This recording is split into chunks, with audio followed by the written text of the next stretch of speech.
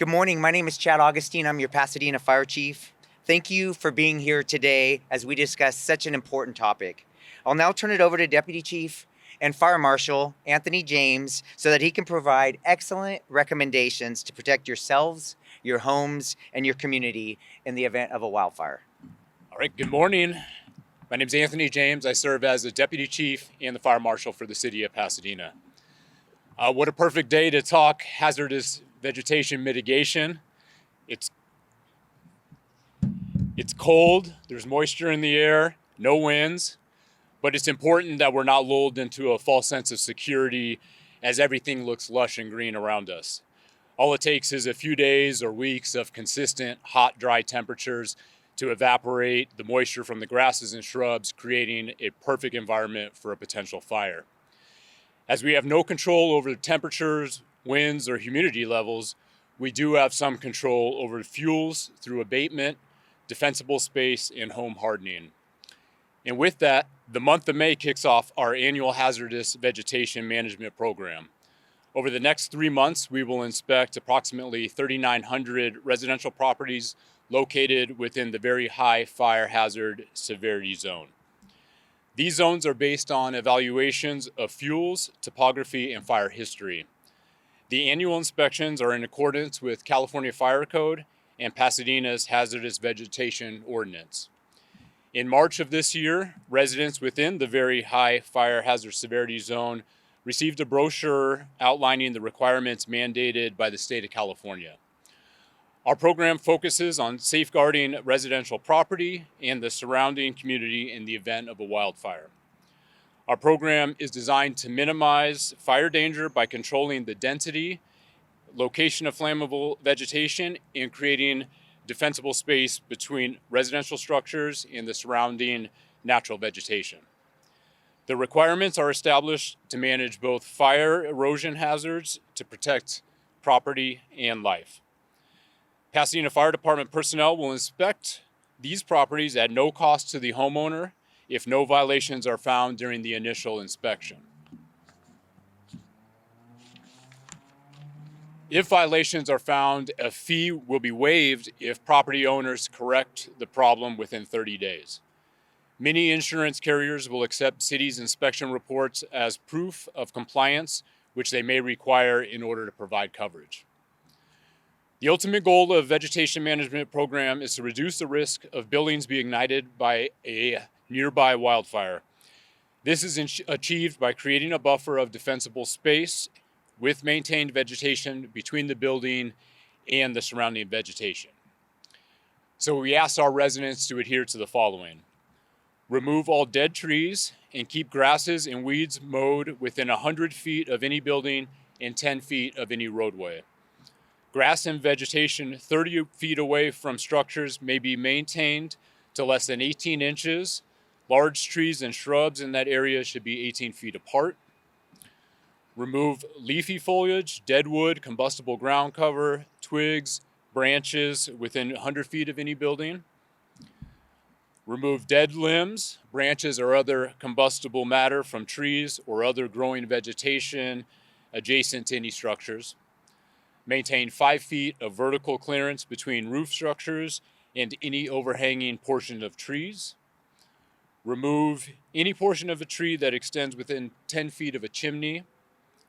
Trim and maintain all vegetation away from the curb line up to a height of 13.5 feet to accommodate emergency vehicles. And for more information, please contact the Pasadena Fire Department at 626-744-4668 or visit our website at cityofpasadena.net/fire. Thank you very much. The fire hazards severity zones arose from major destructive fires, prompting the recognition of these areas and strategies to reduce wildfire risks. Basically, legislation was established throughout the state that required these severity zones to be established. So they do come down from the state level, and locally we'll use available GIS technology and mapping software to pinpoint which residential properties fall into those zones. Right. So that is a concern over the last several years. It's been a wet season where, the vegetation is grown. And what we're really concerned with is just periods of dry weather with reduced humidity that will basically evaporate all the moisture from the brush and create an environment where the potential exists. And that's where it's really important to mitigate the hazards through basic abatement and creating this defensible space.